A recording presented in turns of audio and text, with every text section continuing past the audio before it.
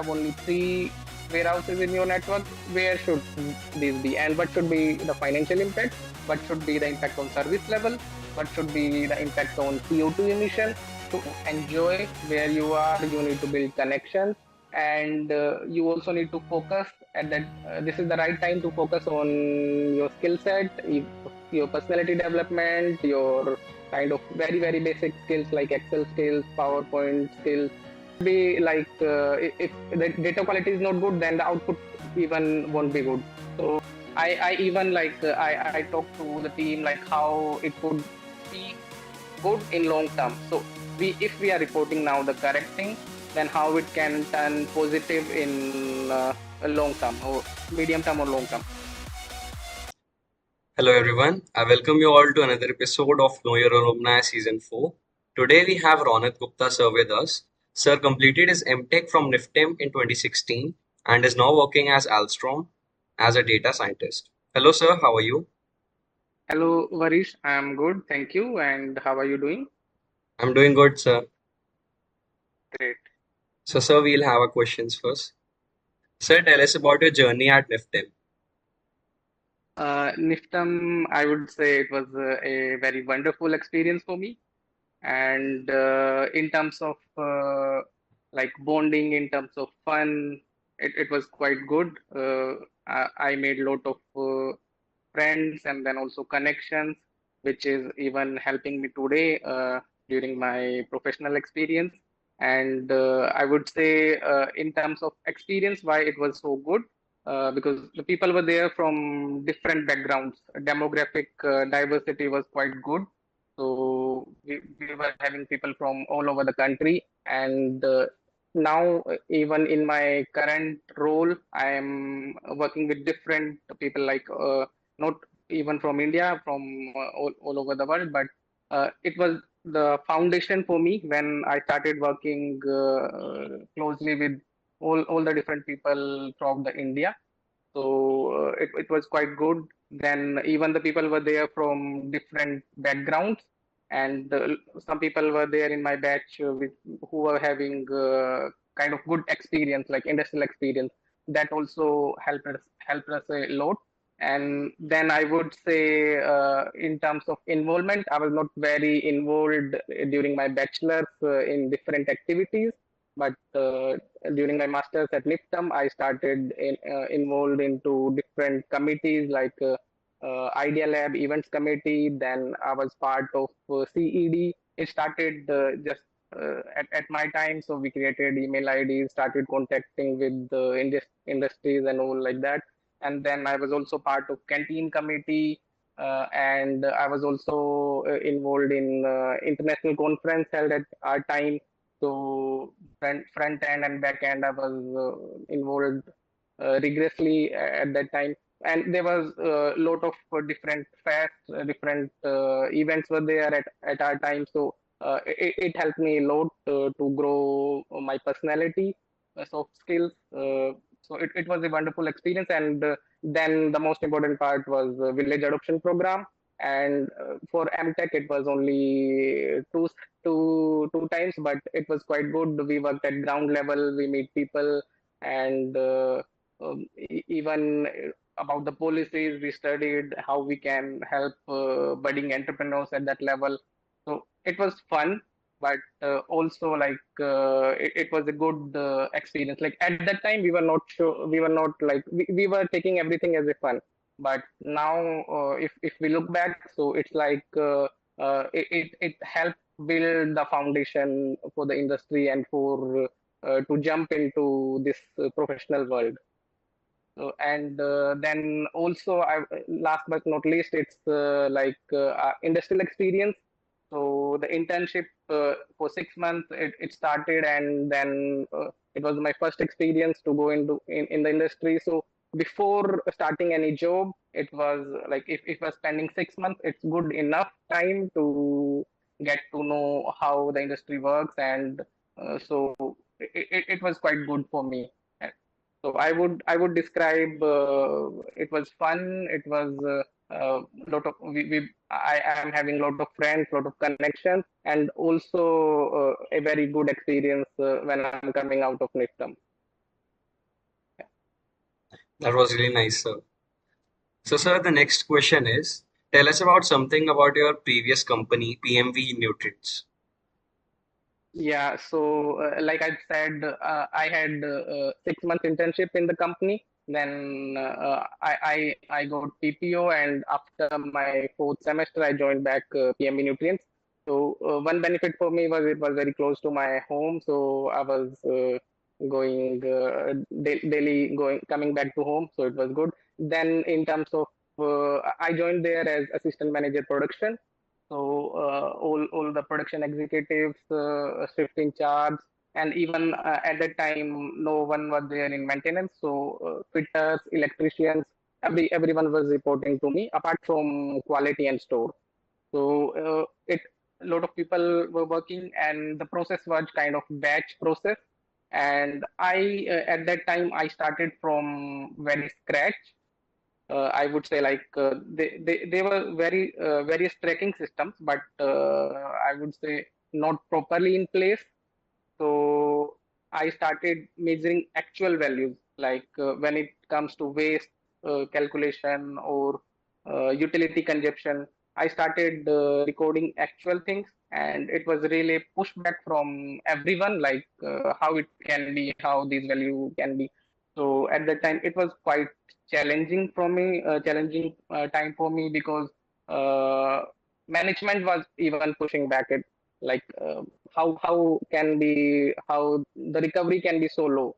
Then at that time I stayed consistent. I focused on the things with the whole team. So I even like I talked to the team like how it could be good in long term. So we if we are reporting now the correct thing, then how it can turn positive in a long term or medium term or long term. So and it really paid off after 6 months or 9 months. We started really achieving good results. So that's why the important part was starting from very basics and the actual things that helped me a lot in my first company. And then it was like a lot of good experience with different I would say uh, equipments. So like vacuum band dryer, then AHU, evaporators. So I was handling them and maintaining their schedule, production planning, then utility consumption, yields, waste. So everything was a really good experience. And then most important part was I implemented OE tracking. Before that, OE tracking was not there. So I developed that system. I implemented that, and also then it started like previously we were focusing on only one part, either waste. If we are focusing on waste, if we are focusing on production, we are focusing on production. Then at one time, if we are focusing quality, we were focusing on quality, uh, depending on the situation. But when OE is there, so we can see the cumulative picture and how we can take all three components and how we can achieve better results. So it was really a nice experience for me during this PMV nutrient. And at that time, we were doing a lot of activities in terms of like changeover time reduction, cleaning activities, and a lot of improvement activities. But we were not term them like fancy terms. We were not giving them fancy terms like we are doing SMAD, or we are doing Kaizen, we are doing Gamba Walks, or we are doing 6X activity. We were simply doing it, but we were not giving them fancy words. But when I did my Six Sigma certification from IIT Kharagpur, from NPTL, so it helped me a lot. And then I tried to implement those things more and more. It was really a nice experience for me in PME Nutrient. It was challenging at that time, but quite good. Okay, sir, that was really nice. So, sir, my next question for you is, now that you work as a data scientist at Ahlstrom, that is a completely different job than what a food technologist is. What made you change your interest? I would simply say I went with the flow, and it's not quite a hardcore data scientist job. which I'm doing, but more or less it's kind of data analytics or data scientist job. So I was working in PMV Nutrient. Then I did my certification for Six Sigma, just an online certification, but it helped me to land into Gamba Concepts, which is basically a consulting company. So I worked over there as a lean consultant, and the starting point there was with the food factories. So I worked with Ravi Foods, KMP Foods in Hyderabad. So then it started like broaden my experience, and I also worked with very different domains, not even food factories, like non-woven production, and then a steel plant. So it was like lean concepts were the same, but you need to see how you can implement into different factories or different platforms. So at that time, I got opportunity to work with Ahlstrom, and I started with Ahlstrom as lean engineer. So it was a very similar position that I was handling to improve the production, improve the yield, decrease the waste, inventory improvement. But then there was a transformation journey started at that time, and there was various projects associated with them. And I started with one of the transformation program, Operation Excellence, and I joined that as a part time. I was working at plant level, and the opportunity was at global level. So I started in cross plants, and it was like optimization of different, not even single plant, but two or more different plants. So at that time, I was also working on Power BI. So I developed my Excel skills, Power BI skills. So I landed then. Okay, so at that time, I joined. I was offered the full time position in Operation Excellence, and that was with Cross Plants. So I joined that because it was global, and the same function was there uh, to optimize or to improve the productivity, improve the things in a better way. But the stream was a bit different from what I was doing, not within the plant. It was at a global level. So I went with the flow, and to have the global exposure to work with different people, I grabbed that opportunity, and then I started working with uh, working as a data scientist. And it's more like I'm now working with lot of softwares, with Supply Chain Guru, with Alteryx, with Python also. But few things are like very basic. I don't do much in deep, but in term when it comes to all tricks or some data visualization, data optimization, I'm doing it at the core.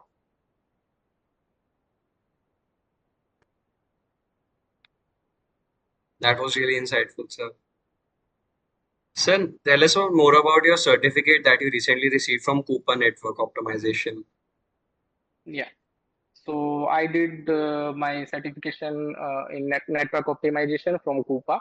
So Coupa is basically the software which we are using for network optimization to optimize our product reallocation in my job. So I am the core user of this software, this platform, and even like very big companies are using it.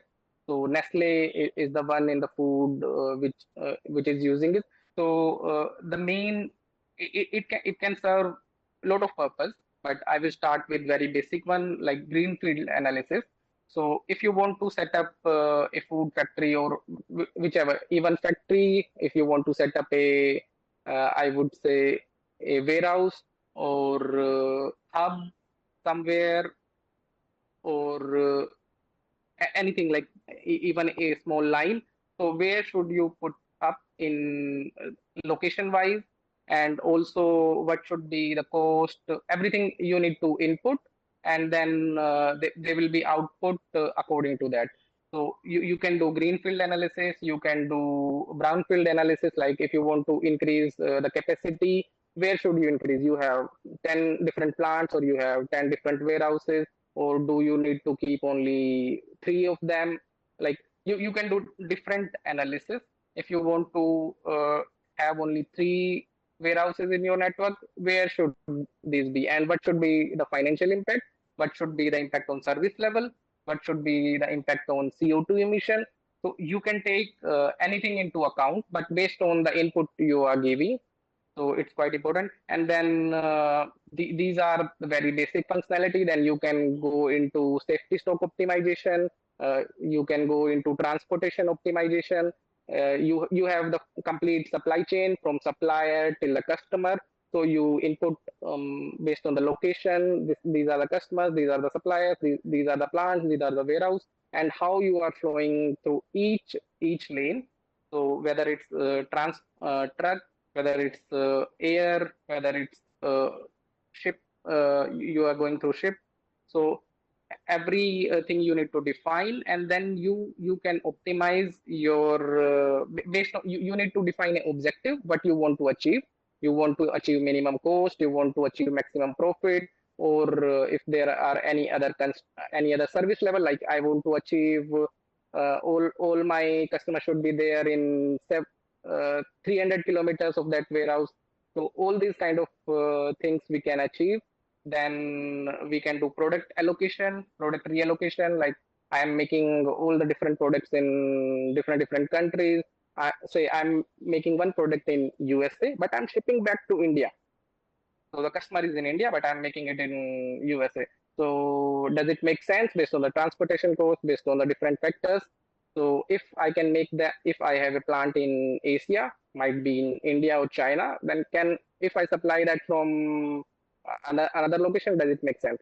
So these kind of optimization we can do. And also if we have a longer horizon, then we can do multi-period modeling. So we can say we can have our forecast 5 year forecast. Then we input different agendas into that. Like this will be the raw material price, this will be the energy price, this will be the transportation price, and this is the forecast for each period.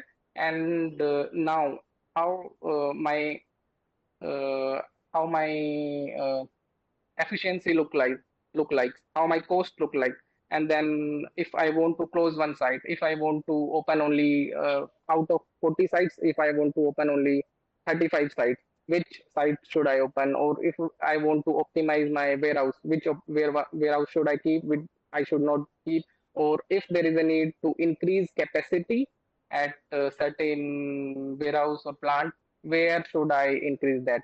So all these kind of things we can do with this Coupa network optimization. So this is kind of very brief. I talked about. Yes, sir. Okay. Sir, tell us about your job at Ahlstrom as data scientist. Yeah, I started as lean engineer. So at that time, I was doing everything that is about lean, value stream mapping, OE, waste reduction, everything.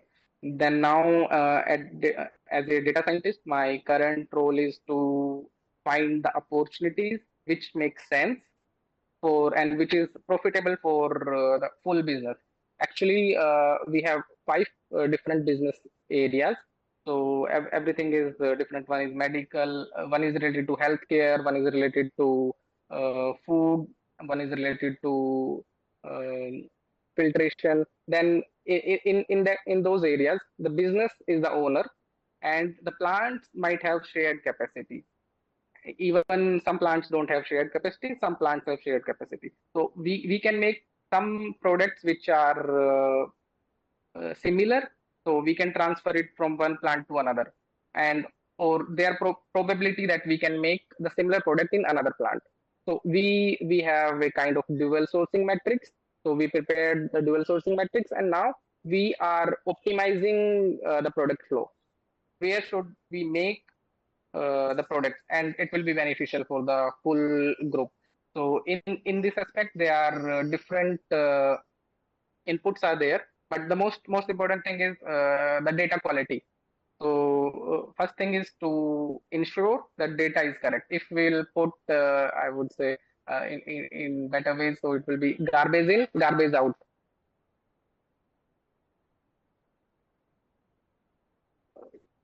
So it will be like if the data quality is not good, then the output even won't be good. So if for this purpose, we ensure that whatever the data is coming, we work with controllers, we with the procurement team, we work with the sales team to ensure whatever the data we are getting is correct. And then depending on the situation, depending on the constraints, we analyze like which data we should keep, which information we should keep, and we should run the model. So we are using the supply chain guru, and this is a complete package we are using, which we call digital twin, and we run the optimization and we get the output. So for this product, we should run in this plant, and this will be the saving. Or there can be sometime domino effect, like one plant is completely full, but if you want to transfer one product, we need to get rid of something. So where should we put it? If it's not profitable, sorry for the noise. If it's not profitable, then we need to shift it. Even if it's not profitable, MOVC is negative, then we might even have to either dismiss it, or based on the customer, like say customer is taking 10 products and very prime customer, and we cannot dismiss that product. We need to keep that even we are making some loss. So we fix that as a constraint, and then we run it as it is. So uh, in a summary, it's like to find the opportunities where we can grow the business, where we can optimize our product reallocation. And this is the starting point. We analyze kind of 250 different scenarios, and we find out some 50 different business cases, and we are running those. And also we are working on SNOP optimization, like every plant has their own SNOP process, or every business has their own SNOP process. So we are working to streamline the complete SNOP process with the SNOP control room, and that is ongoing. So this is the part which I am taking care in um, rose plants. Okay, sir. Sir, any message for junior NIFTEMites? So I would say NIFTEM is a great place. You are perfectly in the right place. A lot of diversity. The people with there are a lot of activities are also going. A lot of presentations are there. Assignments are there. So no worries. You are in a good place. So only you need to enjoy where you are. You need to build connections, and you also need to focus at that. This is the right time to focus on your skill set, your personality development, your kind of very, very basic skills like Excel skills, PowerPoint skills. So you guys need to focus on them. And if you guys are in a situation where you see like it's very difficult, so you don't see at tiny details. At that time, you need to see the bigger picture.